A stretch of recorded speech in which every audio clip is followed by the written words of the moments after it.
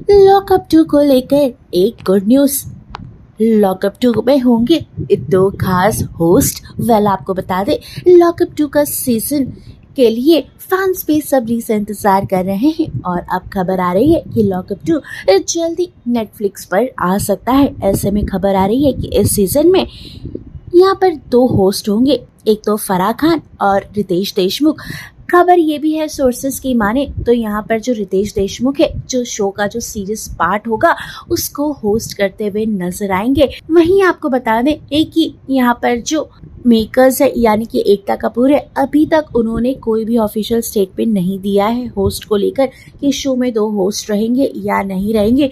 वैसे आपको बता दें कि लॉकअप सीजन 1 जब आया था वो टेलीकास्ट हुआ था ऑल्ट बालाजी पर, और ऐसे में यहाँ पर सीजन 1 के जो विनर रहे थे वो थे मुनव्वर, और सीजन 1 को होस्ट किया था कंगना रनौत ने।